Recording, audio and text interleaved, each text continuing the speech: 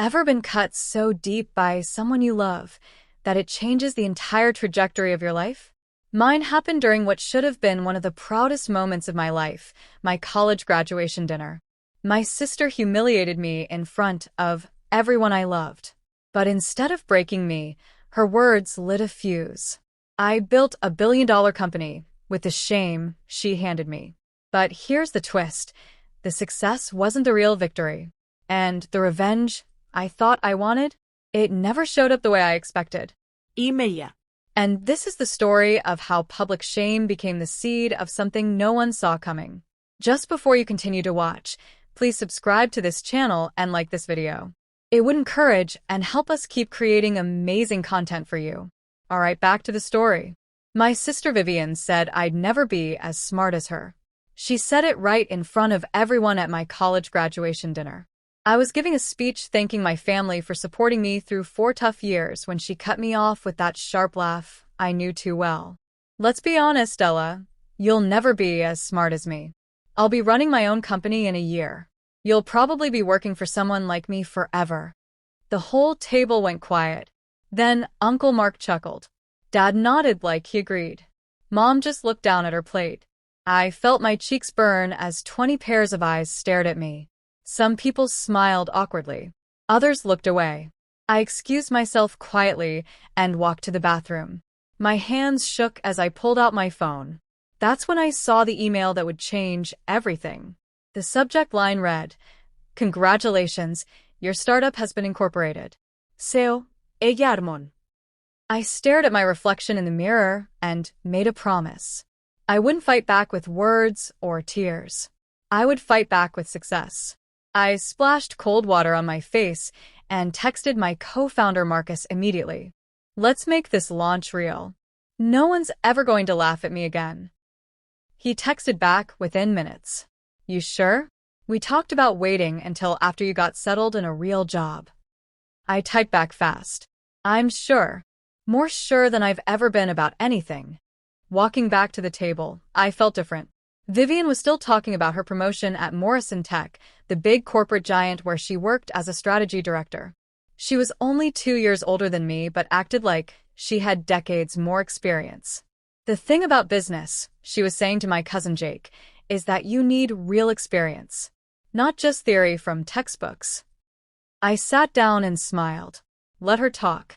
In 6 months, she would see what real business looked like. What I didn't know was that our first investor would back out the very next week. The startup I was so confident about almost died before it even began. But sometimes the best revenge takes time to cook. The next few months were brutal. Marcus and I worked on our startup every night after our day jobs. I took a boring admin position at a local marketing firm just to pay rent. Meanwhile, Vivian got promoted again and wouldn't stop talking about it. Every family dinner became her personal success show. The executives love my strategic thinking, she'd say. I'm basically running the innovation department now. Dad would beam with pride. That's my girl. Always knew Vivian had the business mind in the family. I bit my tongue and kept coding.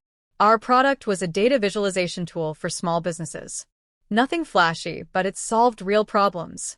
We bootstrapped everything, sleeping on Marcus's couch and eating ramen for weeks. Then something unexpected happened.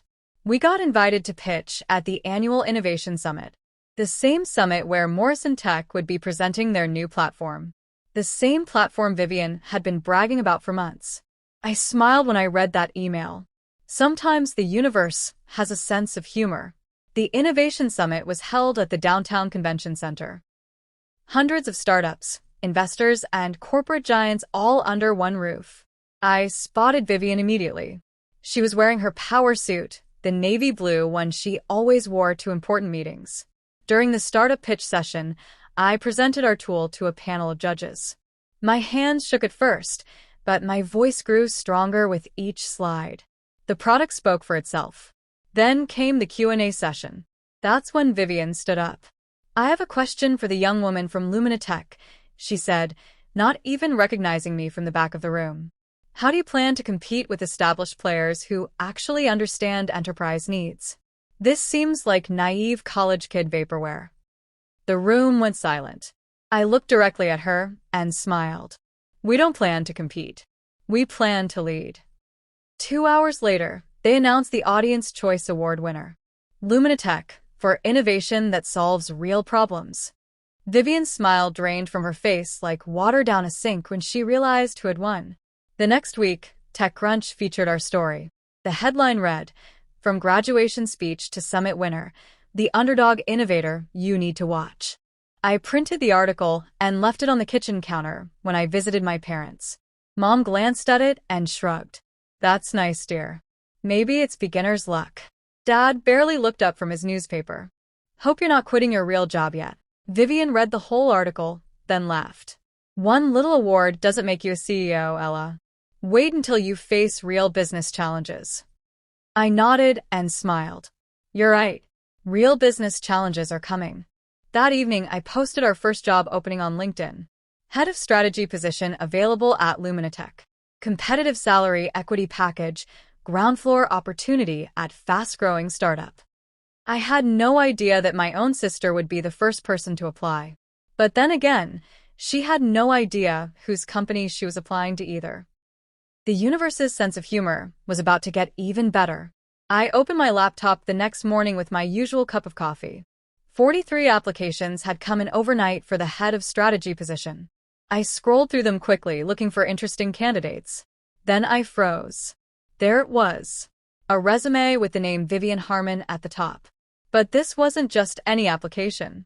The cover letter was perfectly crafted and addressed directly to me. Dear Ella, it began, I saw your job posting and thought this would be a perfect opportunity for us to work together. Given my extensive corporate experience, I could help guide Luminatech to the next level. I stared at the screen for 5 full minutes. My sister, who had spent years telling me I wasn't smart enough for business, had just applied to work for my company. She knew exactly whose company it was, and she still thought she should be the one running strategy. Marcus walked into our shared office space and saw my expression. What's wrong? You look like you've seen a ghost. I turned my laptop screen toward him. My sister just applied for our head of strategy job. He read the application and started laughing.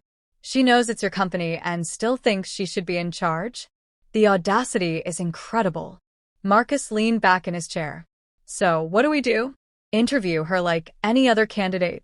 I smiled slowly. This was better than I could have ever planned. I scheduled the interview for the following Thursday.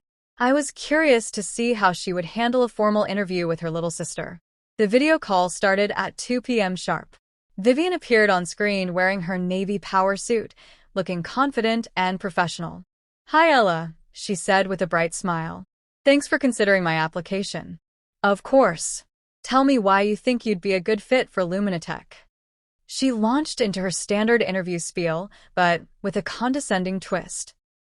As your older sister with real corporate experience, I think I can provide the guidance Luminatech needs to scale properly. I kept my expression neutral. What kind of guidance? Well, no offense, but you're still learning the ropes.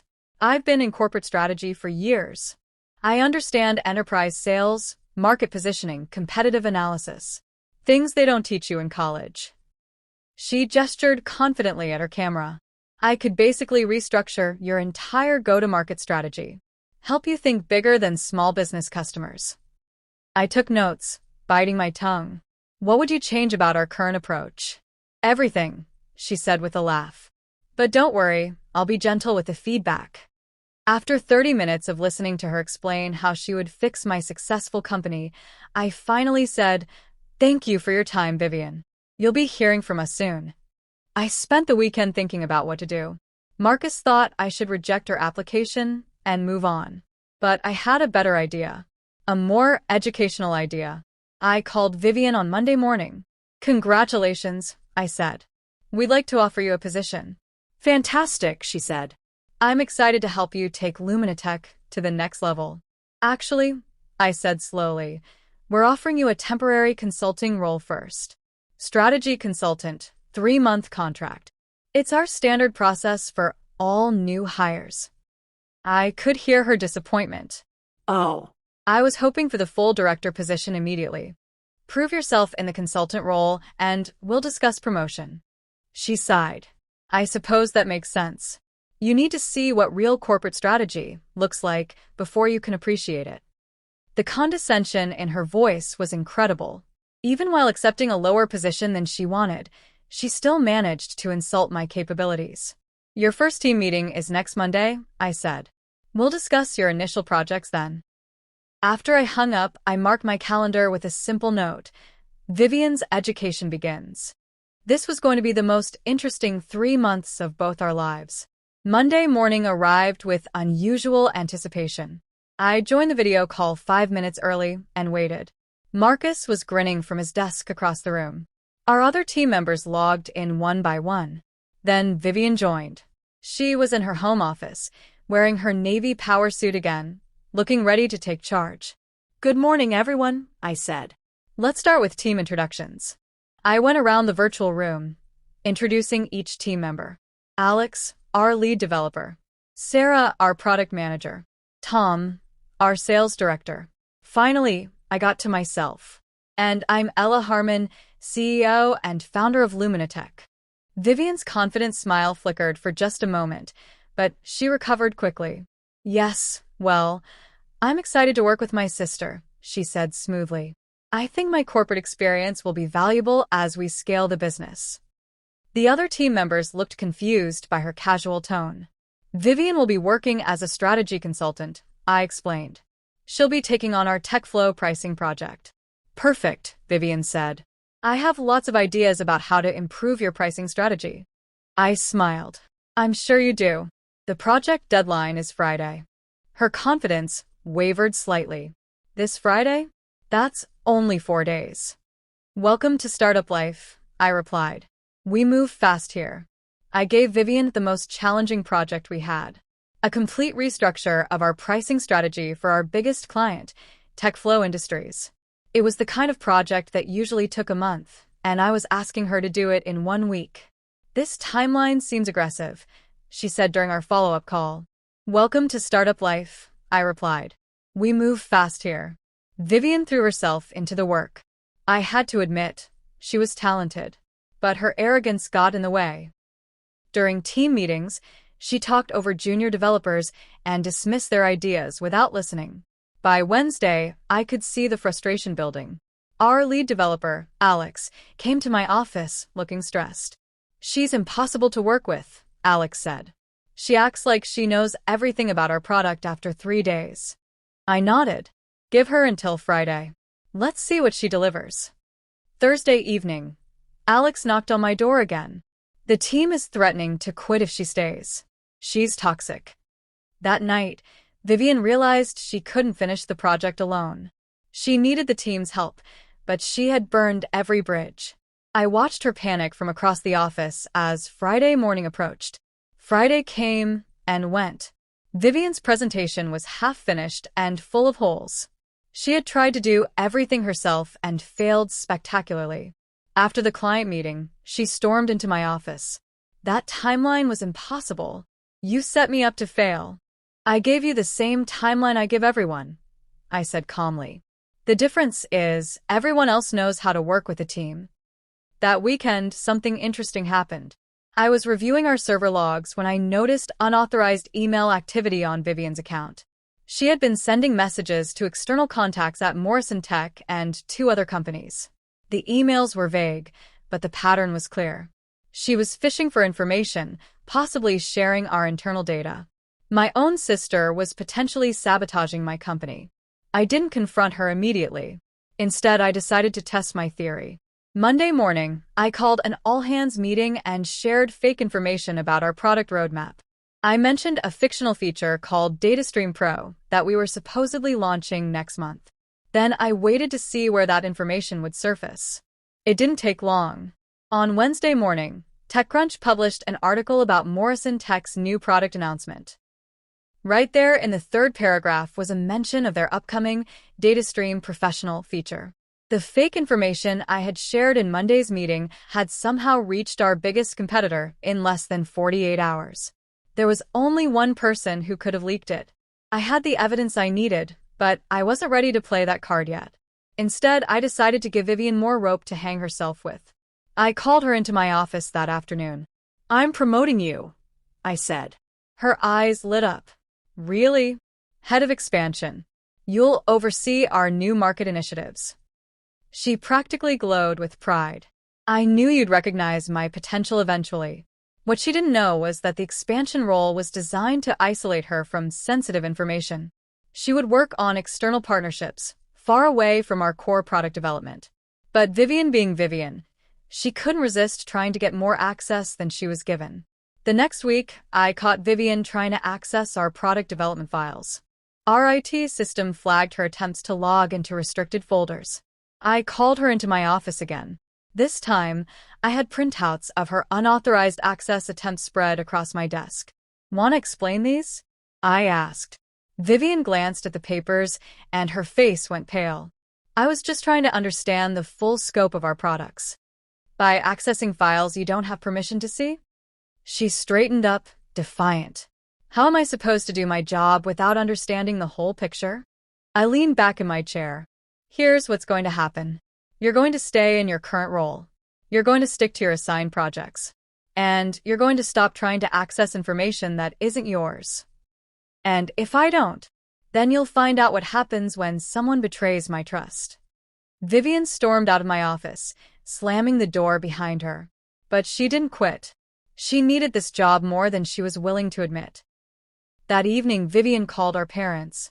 I could hear her voice through the thin walls of my apartment as she vented about her impossible little sister. The next morning, Dad called me. Ella, what's this I hear about you giving Vivian a hard time at work? I sighed. She's an employee, Dad. I treat her like any other employee. But she's your sister. When will you stop being jealous of her success? Jealous? I almost laughed. Dad, she works for me now. That doesn't mean you should make her life difficult. She's trying her best. I hung up feeling frustrated. Even with all the evidence in front of them, my family still saw Vivian as the successful one and me as the jealous little sister. But that was about to change in a very dramatic way. Later that week, I received an interesting phone call. Marcus Anderson, CEO of Anderson Dynamics, wanted to discuss acquiring Luminatech. Anderson Dynamics was one of the biggest tech companies on the West Coast. We've been watching your progress, he said. We're prepared to make a substantial offer. What he didn't mention was his connection to my sister. What I didn't know was that Vivian had been feeding him information for weeks. The acquisition meeting was scheduled for the following Monday. Marcus Anderson flew in personally, which told me this was serious. What I didn't expect was to see Vivian in the conference room when I arrived. Surprise, Anderson said with a wide smile. Vivian has been my informal consultant on this deal. She's provided valuable insights into Luminatech's operations. I looked at my sister. She avoided eye contact but smiled smugly. I hope you don't mind, Anderson continued. Vivian reached out to me weeks ago. She thought there might be synergy between our companies. How thoughtful of her, I said, keeping my voice steady. During the meeting, Anderson laid out his offer. It was generous, but it came with conditions. He wanted to replace our entire leadership team with his own people, including me. We believe fresh leadership would help Luminatech reach its full potential, he explained. Vivian nodded enthusiastically. Sometimes an outside perspective is exactly what a company needs. After the meeting, Anderson pulled Vivian aside. I pretended to pack up my materials while listening to their conversation. Once we close this deal, he said quietly, we'll discuss your role in the new organization. CEO track, just like we talked about. Vivian had been playing a longer game than I realized. I didn't accept Anderson's offer immediately. Instead, I told him I needed time to consider it and discuss it with my team. That gave me a week to figure out my sister's real plan. I promoted Vivian again, this time to head of strategic partnerships.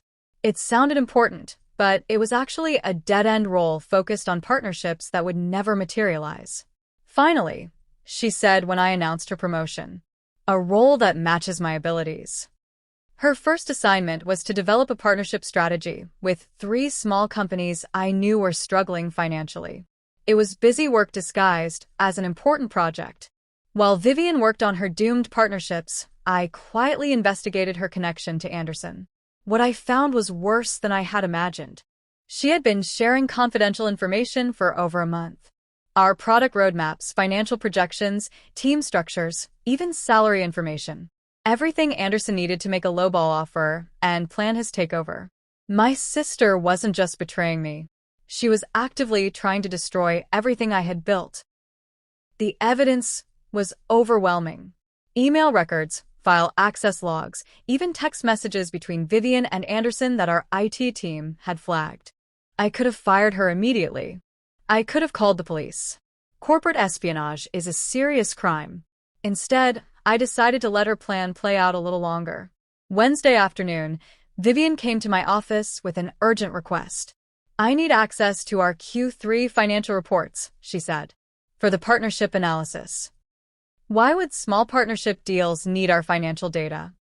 It's standard due diligence, she said smoothly. Partners want to know they're working with a stable company. I approved her request and watched as she immediately sent our financial reports to Anderson. She was getting bolder or more desperate. That evening, Anderson called me again. I'm prepared to increase our offer, he said. But we need to close this deal quickly. Market conditions are changing. How quickly? End of the week. I could practically hear Vivian's influence in his urgency. She had convinced him that Lumina Tech was vulnerable and ready to sell. She was about to learn how wrong she was. Instead of confronting Vivian publicly, I invited her to dinner. Just the two of us at the quiet Italian place where we used to go as kids. She arrived looking nervous, but trying to hide it. This is nice, she said, settling into her chair. We haven't done this in years. I ordered wine and waited until our food arrived before getting to the point. I know about Anderson, I said quietly. Her fork stopped halfway to her mouth. What about him? I know about the emails, the file transfers, the inside information you've been feeding him. She set down her fork and looked directly at me for the first time in weeks. Ella, I can explain. I don't need explanations. I need you to understand something. I leaned forward. I know everything. Every email, every file you've accessed, every conversation you've had with him. Vivian's face went white. Are you going to fire me? I should. But I still believe you can be better than this. She stared at me in shock. Why? Why would you give me another chance after what I've done? Because you're my sister. And because I remember who you used to be before ambition poisoned everything. Vivian left the restaurant in stunned silence. The next morning brought an unexpected phone call. Anderson was furious. Your sister promised me she could deliver this deal, he shouted. She assured me you were ready to sell. My sister doesn't speak for Lumina Tech, I replied calmly. She's been feeding me information for weeks. She said you trusted her judgment. Then you've been talking to the wrong person. I hung up and immediately called our lawyer. By noon, we had sent a formal rejection letter to Anderson Dynamics. By evening, I had posted a public statement on LinkedIn declining their acquisition offer. Lumina Tech remains independent and committed to our original vision, the post read. We believe the best partnerships are built on mutual respect, not predatory takeover attempts. The post went viral within hours. Industry insiders started calling Anderson's approach amateur hour and predatory capitalism at its worst. Vivian's reputation took a hit too. Word spread quickly that she had been working with Anderson behind the scenes. Her LinkedIn inbox filled with angry messages from former colleagues who felt betrayed. By Friday, she had disappeared from all social media platforms and stopped showing up to our office. For 2 weeks, Vivian was a ghost. She didn't answer calls, texts, or emails. She didn't show up to family dinners. Even our parents started worrying. Then, on a rainy Tuesday morning, she appeared in my office doorway, looking smaller than I had ever seen her. Can we talk? She asked quietly. I gestured to the chair across from my desk. She sat down and stared at her hands for a long moment. I messed up, she said finally. I messed up everything. Yes, you did. Anderson dropped me completely once you rejected his offer. He won't return my calls. Morrison Tech found out about the leaked information and fired me. My reputation in the industry is destroyed. I waited for her to continue. I thought I was smarter than you, she said, her voice breaking slightly. I thought I could manipulate the situation to my advantage, but you were always 3 steps ahead. I had to be. You were actively trying to destroy my company. She looked up at me with tears in her eyes. I'm sorry, ella. I'm truly, deeply sorry. Not just for the business stuff, but for everything. For how I treated you growing up. For the graduation dinner. For never believing in you. Apologies are nice, I said. But what are you going to do about it? Vivian surprised me with her answer.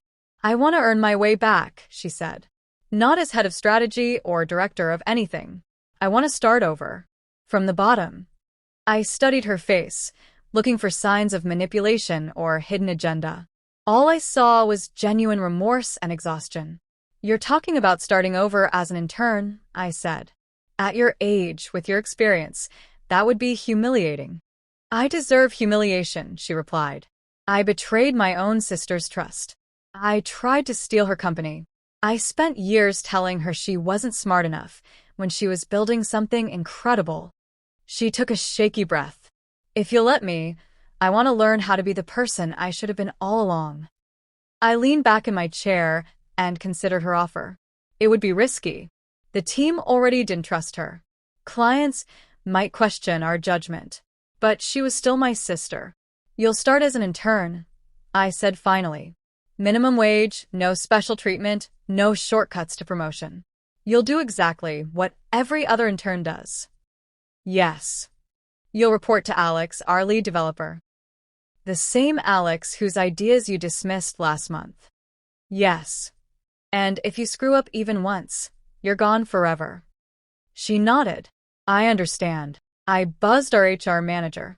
Can you draw up intern paperwork for Vivian Harmon? Watching Vivian work as an intern was surreal. She fetched coffee, organized files, and took notes in meetings without saying a word. The same woman who had spent years lecturing me about business was learning to listen. Alex was skeptical at first, but Vivian's humility slowly won him over. She asked thoughtful questions and genuinely tried to understand our development process. She's different, Alex told me after her first week. Still annoying sometimes, but different. Vivian worked harder than any intern we'd ever had. She stayed late, came in early, and never complained about mundane tasks. Slowly, she began contributing meaningful ideas to projects. 3 months later, our parents invited both of us to Thanksgiving dinner. It would be the first family holiday we'd attended together since the graduation disaster. I wasn't sure what to expect. Mom had made her famous turkey and all the traditional sides.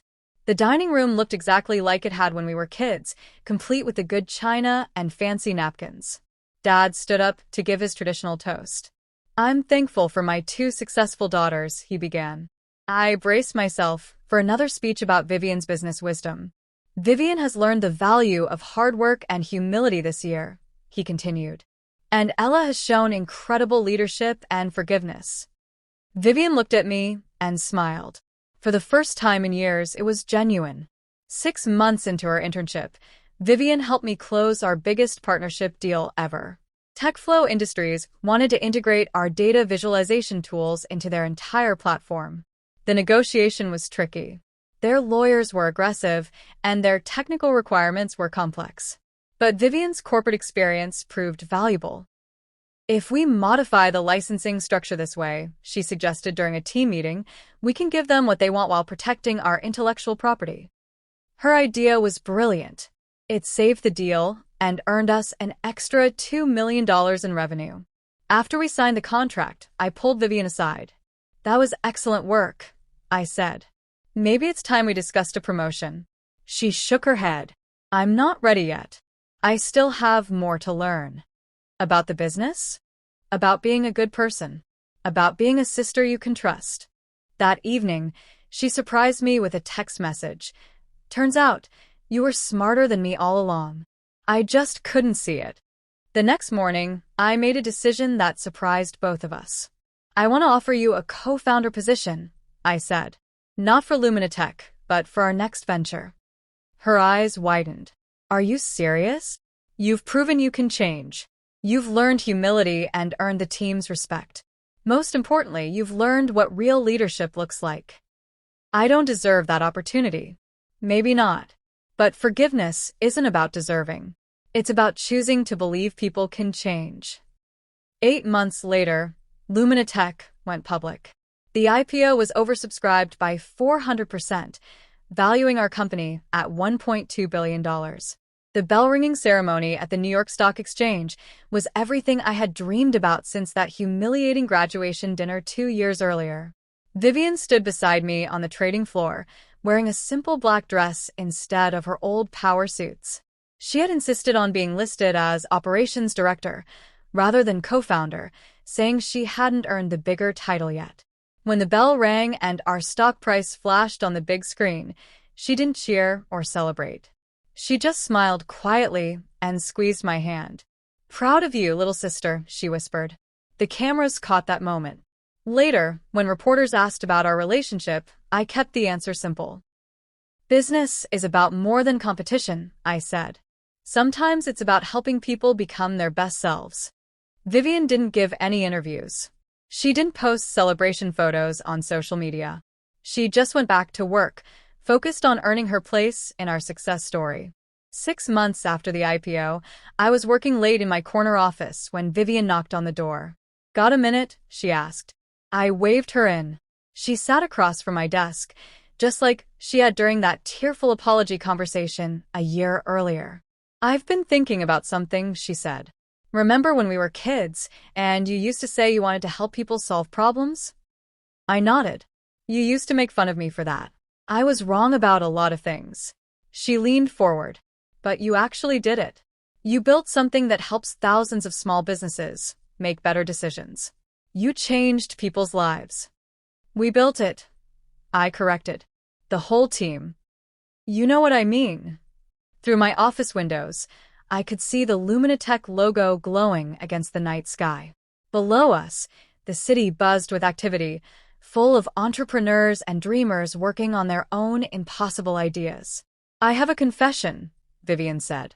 "That night at your graduation dinner, when I said you'd never be as smart as me, I was scared." "Scared of what?" "That you actually were smarter. That you'd prove it someday." She smiled sadly. "Turns out I was right to be scared." I reached across the desk and touched her hand. "You want to know a secret? I was scared too. Scared I'd never be good enough. Scared I'd spend my whole life trying to prove myself to people who would never believe in me. And now."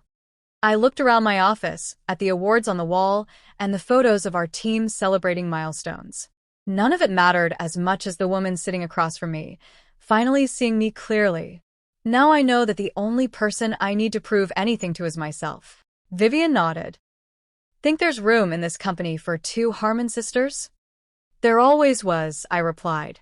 "You just had to find your way here."